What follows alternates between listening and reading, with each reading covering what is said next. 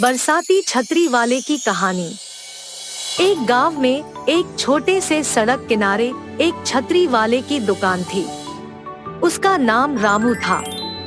रामू गरीब था, लेकिन उसकी मेहनत और उम्दा सोच के कारण वह अपने व्यवसाय में कामयाब हो गए थे। रामू की दुकान गांव के लोगों की पसंदीदा जगह थी, क्योंकि उसकी दुकान में न केवल छतरियों की विविधता थी, बल्कि उसकी महत्वपूर्ण सेवाओं का भी आभास होता था। रामू का जीवन भर में छतरियों के साथ गुजरा था। उसके पिता भी एक छतरी वाले थे और उन्होंने रामू को छतरियों की बिक्री का काम सिखाया था। रामू के पास बचपन से ही छतरियों के बारे में बहुत ज्ञान और समझ थी। वह जानते थे कि छतरियां न केवल बरसात में बल्कि धूप के तापमान में भी काम आती है। एक दिन जब बरसात का मौसम था, रामू ने अपनी छतरी वाली दुकान को खोल दिया। उसने विभिन्न रंगों और डिजाइनों की बरसाती छतरियों का बड़ा सा प्रदर्शन किया। उसने दुकान के आगे एक बड़ा बोर्ड लगवाया, जिस पर बरसात में छतरियां बिक्री के लिए उपलब्ध है, यह लिखा था। बारिश के बाद लोग उसकी दुकान पर धावा करने लगे। उन्होंने अपनी दुकान में आवश्यक संख्या में छतरियां रखी थी, ताकि हर कोई उन्हें प्राप्त कर सके। रामू ने अपनी दुकान में छतरियों के साथ साथ विभिन्न वस्त्र भी बेचने का प्रस्ताव दिया। वह जानते थे कि बरसात के मौसम में लोग विशेषकर छतरियों की आवश्यकता महसूस करते हैं, लेकिन धूप में भी लोगों की छतरियों की आवश्यकता होती है। उन्होंने अपने व्यवसाय की यह स्वायत्त रणनीति के साथ बहुत सारे ग्राहकों को आकर्षित किया। रामू के व्यवसाय में सफलता का एक और महत्वपूर्ण कारण था, वह उपयुक्त मौसम का सही समय पर सही उपयोग करना जानते थे। जब मौसम बरसाती था तो उनकी दुकान खुल जाती थी और उन्होंने बरसाती छतरियां बेचने का सुनहरा मौका पकड़ा। लेकिन जब धूप अधिक थी तो उन्होंने सूरज की ताप से बचने के लिए छतरियां बेचने का प्रस्ताव दिया। रामू के व्यवसाय में आगे बढ़ने के लिए उसने यह भी ध्यान दिया कि उसके ग्राहकों को विशेष सेवाएं प्रदान की जाएं। वह अपने ग्राहकों की सुरक्षा और समृद्धि के लिए छतरियों के साथ साथ आवश्यक सलाह भी देते थे। यह उनके व्यवसाय में महत्वपूर्ण भूमिका निभाता था, क्योंकि उनकी छतरियां सिर्फ आवाज़ी केवल छतरियां नहीं थी, बल्कि उनकी ग्राहकों की जरूरतों का भी संकेतक थी। रामू के व्यवसाय में सफलता की कहानी एक महीने की नहीं, बल्कि एक अनेक सालों की मेहनत, समर्पण और सोच की बेहतरीन संकेतक थी। उसने बरसात और धूप के मौसम में अपने ग्राहकों की जरूरतों का सही आकर्षण बनाया और उन्हें उनकी सुरक्षा के लिए सही समय पर सही छतरियां प्रदान की। उनकी कड़ी मेहनत और शानदार व्यवसाय मूल्यवान सबक सिखाते हैं कि जब आप अपने ग्राहकों की जरूरतों के आधार पर सामग्री प्रदान करने के लिए अपना व्यवसाय समर्पित करते हैं, तो सफलता की राह कितनी आसान हो सकती है। रामू की कहानी सिखाती है कि यदि आप छोटे व्यवसाय को सही दिशा में ले जाते हैं और ग्राहकों की जरूरतों को ध्यान में रखते हैं, तो सफलता न केवल संभावनाओं में है, बल्कि निश्चित रूप से आपकी है। एक बार रहते थे दो दोस्त, प्रवीण और नवीन। दोनों ने मजे से खेल कूद में अपना बचपन साथ में गुजारा। बाकी लोगों से अलग दोनों पढ़ाई के बाद नौकरी की जल्दी में नहीं थे। उनको शौक था अनोखे और पुरानी चीजों को ढूंढ निकालने का। एक दिन प्रवीण और नवीन निकले कुछ प्राचीन वस्तुओं की खोज में।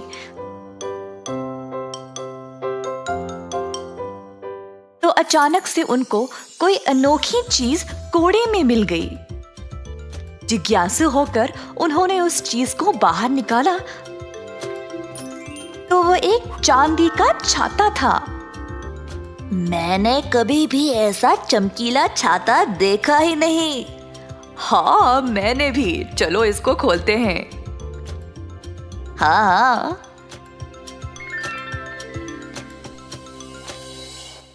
भाई भाई, देखो इस छाते को, पूरा चांदी का है। वाह, कितना सुंदर है ये।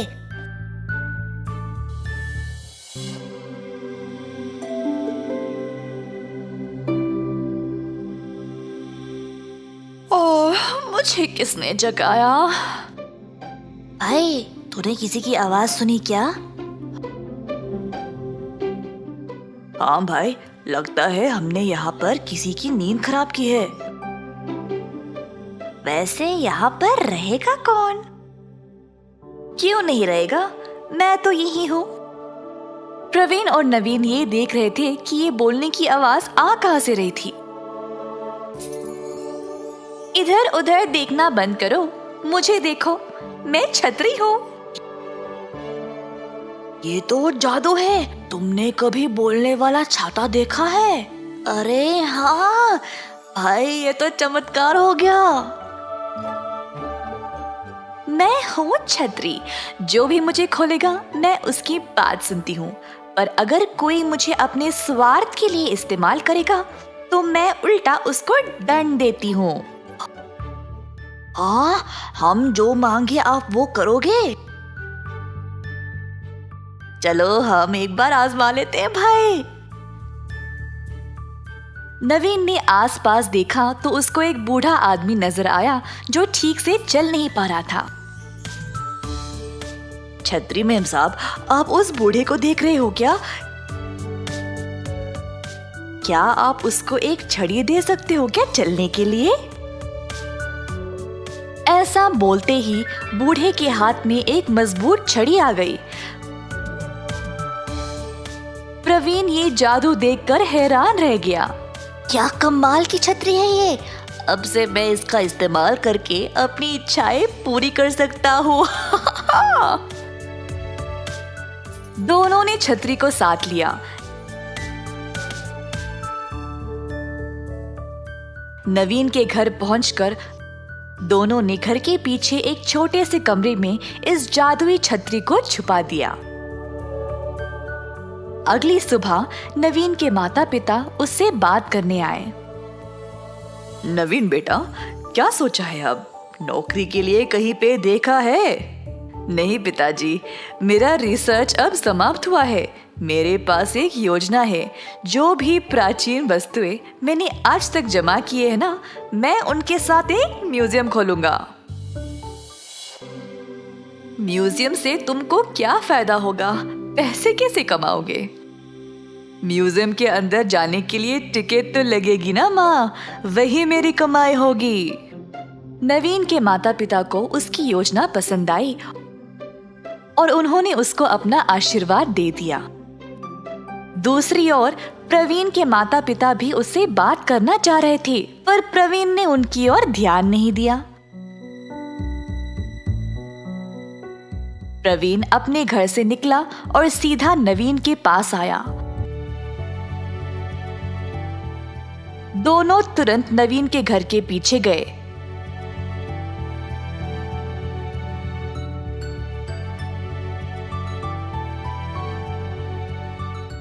अपने गुप्त जगह से छतरी को वापस निकाला। प्रवीण ने छतरी को अपने हाथ में लिया और बोला, नवीन, कूड़े में से सबसे पहले इस छतरी को निकाला किसने? तुमने। और इसको खोला किसने? तुमने भाई। तो ये छतरी किसकी होनी चाहिए? मेरी। ये क्या बोल रहे हो प्रवीण? इस छतरी को मैं तुम्हारे साथ क्यों बांटूं? इस जादू का फायदा तुमको क्यों होना चाहिए? और इसको मैं तुम्हारे घर के पीछे क्यों छुपा के रखूं? तो आप क्या करना चाहते हो तुम? ये छतरी मेरी है, तो मैं इसको अपने पास ही रखूंगा। मैं इसको खुद के लिए इस्तेमाल करूंगा। यार, जब हमें ये छाता मिला तो हम साथ में थे ना? अरे भाई, हम साथ साथ बड़े हुए हैं और अब तुम ऐसी बातें कर रहे हो, मुझे धोखा दे रहे हो। कुछ भी बोल ले, ये जादुई छतरी तो सिर्फ मेरी है। ऐसा कहकर प्रवीण ने छतरी को खोला। खोलते ही जादुई छतरी अपने आप प्रवीण के हाथ से उड़कर नवीन के हाथ में आ गई। मैं सिर्फ नवीन की बात सुनूंगी क्योंकि ये एक ईमानदार इंसान है और स्वार्थी नहीं। तुम्हारे जैसे धोखेबाज और मतलबी इंसान के साथ मैं नहीं रहूंगी प्रवीण। मुझे लगा तो मेरा सच्चा दोस्त है प्रवीण। मुझे यकीन ही नहीं हो रहा कि तूने मुझे धोखा दिया है। प्रवीण को समझ नहीं आया कि वह क्या करे। न छतरी थी न उसका दोस्त। उसने छतरी को छीनने की कोशिश की पर छतरी उसके हाथ में आई ही नहीं। छतरी ने प्रवीण को इतना डराया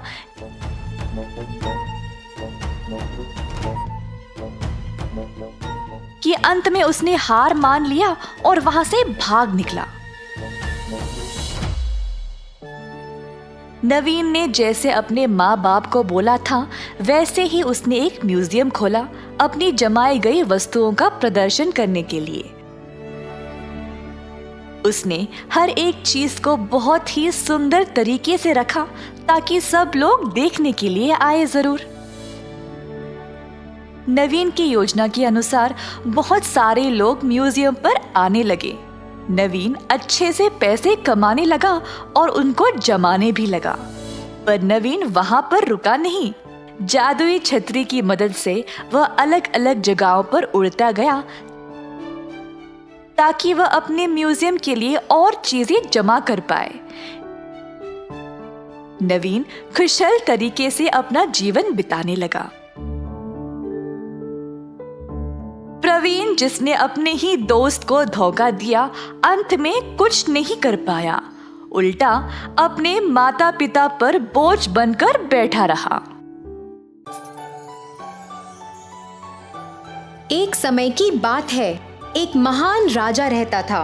उसे एक नई भूमि पर एक नया साम्राज्य बनाना था। खूब मेहनत से अपने लोगों के साथ बहुत लंबा सफर तय करने के बाद ही उन्हें ये नई जमीन मिली थी। राजा उस जमीन को देखता है। वो जमीन उनके नए घर में तब्दील होने वाली थी और वो वहाँ एक आलीशान महल बनाना चाहता था। मेरे दोस्तों, हम यहाँ रहेंगे और अपना महल बनाना शुरू करेंगे। हमें फुर्ती और कुशलता के साथ यहाँ काम करना है। मेरे सिपाहियों का आदेश सुनो। ये तुम्हें दिशा दिखाएंगे। सभी लोग अपने रहने के लिए टेंट बनाने लग गए। राजा के सिपाहियों ने राजा के लिए टेंट लगाया जिसमें वो बैठ सके। फिर उसने अपने खास सिपाही को बुलाया। सिपाही, मुझे ये महल जल्दी बनाना है। हमें फुर्तीले कर्मचारी चाहिए। हमारी इस नई जमीन के पास पानी नहीं है। एक तालाब है मगर वो बहुत दूर है। मुझे कुम्हार की जरूरत है जो मिट्टी के घड़े बना सके। इन घड़ों में हम पानी रखेंगे। मेरे राजा, ये तो बहुत कठिन है और इस पूरे राज्य में बस एक ही कुम्हार है जो मिट्टी के घड़े बना सकता है। कुछ नहीं होता, उसे बस जल्दी काम करना है और 100 घड़े बनाने हैं जिसमें रोज पानी भरा जा सके। इस किले को बनाने के लिए हमें बहुत से पानी की जरूरत होगी। जाओ, उसे ढूंढो और यहाँ लेकर आओ। उन सबके बीच एक आदमी था जिसका नाम राजेश था। वो एक कुम्हार था। वो अपनी छत लगा ही रहा था जब राजा का खास सिपाही वहां अपने सिपाहियों के संग आया। राजेश, राजा का बुलावा आया है। तुम्हें इसी वक्त हमारे साथ चलना पड़ेगा। जी, क्या मुझसे कोई गलती हुई है? नहीं, वो तुमसे कुछ खास काम के बारे में बात करना चाहते हैं। चलो हमारे साथ। जैसे वो वहाँ से निकले, राजेश बहुत घबरा रहा था। वो कभी भी राजा के सामने नहीं गया था और सोच में पड़ गया था कि राजा को उससे क्या काम है। वो तो एक आम कुम्हार था। राजेश राजा के टेंट में गया और राजा के सामने उसने सर झुकाया। राजा जी, आपने मुझे बुलाया, मैं आपकी क्या सेवा कर सकता हूँ? मैंने सुना है कि तुम घड़े बनाते हो। जी राजा जी। मैंने ये भी सुना है कि इन सब लोगों में तुम एक ही हो जिससे अच्छे घड़े बनाने आते हैं। मेरे पास तुम्हारे लिए एक काम है और तुम अपना सारा हुनर इसमें लगा दो, मगर सबसे जरूरी है फुर्ती। देरी मत करना और मुझे निराश भी मत करना। अब जाओ, काम पर लग जाओ। मगर राजा जी। राजेश को टेंट के बाहर लेकर जाया गया और उसे अपना काम शुरू करना था। उसे बोलने का या अपनी चिंता प्रकट करने का मौका भी नहीं दिया गया। इसमें तो बहुत समय लगता, क्योंकि वो अकेला था। उसने अपनी चिंता को भुलाकर घड़े बनाना शुरू किया। ये काम बहुत लंबा था।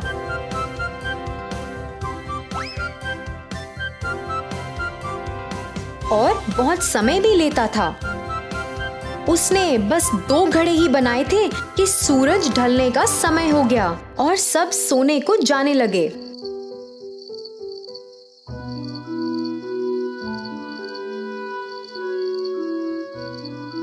अगले दिन जैसे ही सुबह हुई, वो खास सिपाही राजेश के टेंट में गया।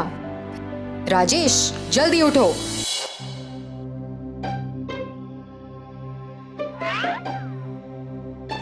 और काम करना शुरू करो। हमें आज ही 100 घड़े चाहिए। कर्मचारियों को अपना काम शुरू करना है। मगर साहिब, 100 घड़े? एक सिपाही से सवाल मत करो।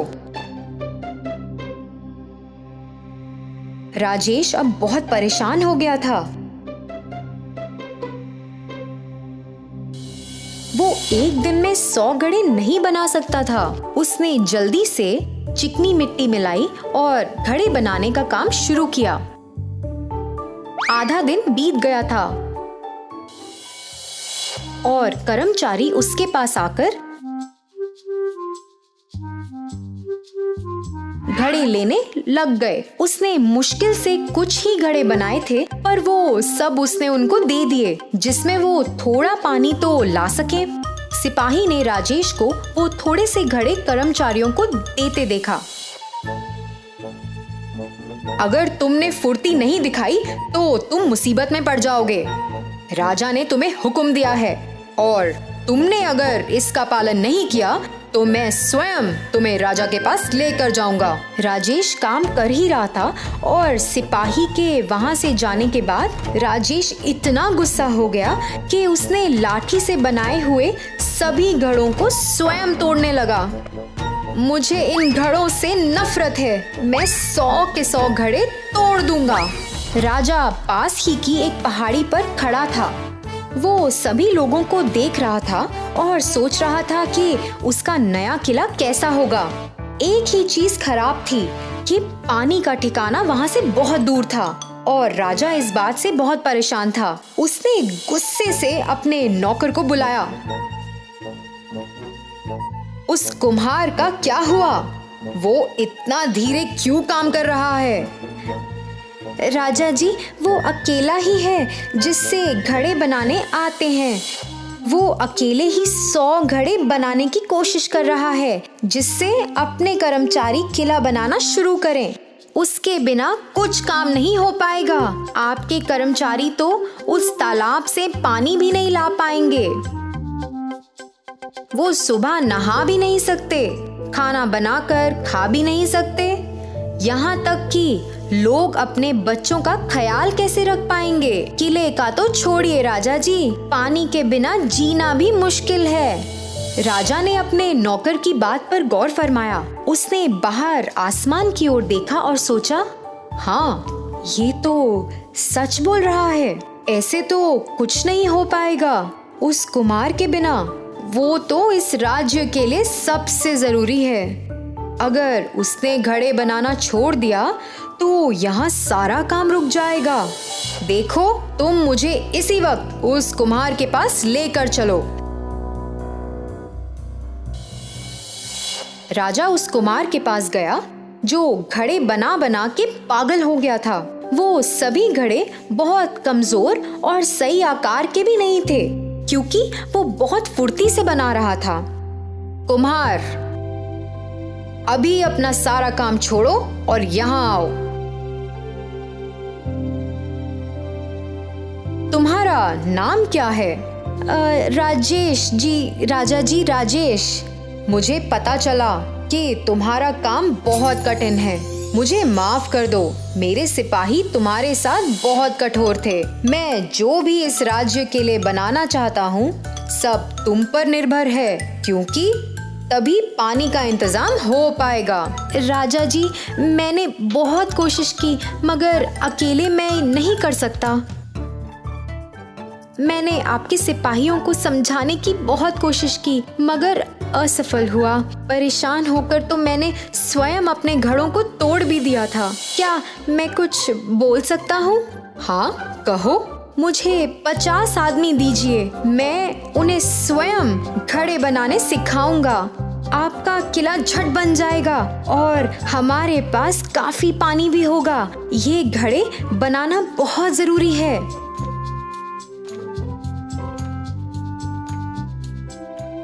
जल्द ही राजा ने 50 आदमियों को इकट्ठा करने का आदेश दिया।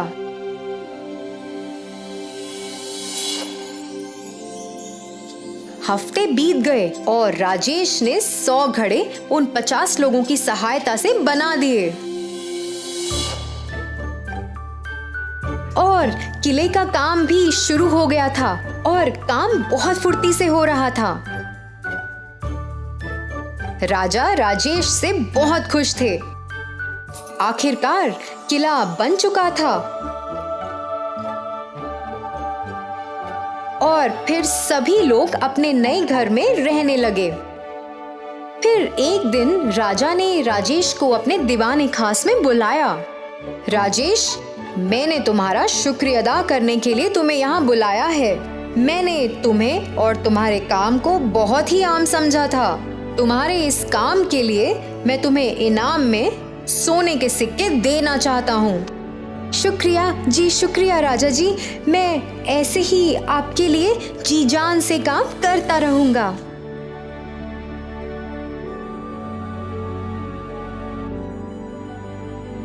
तो बच्चों, इस कहानी से हमें ये सीख मिलती है कि हमें हमेशा उन लोगों या चीजों को सबसे ज्यादा महत्व देना चाहिए जो हमारे लिए सबसे जरूरी है। धन्यवाद।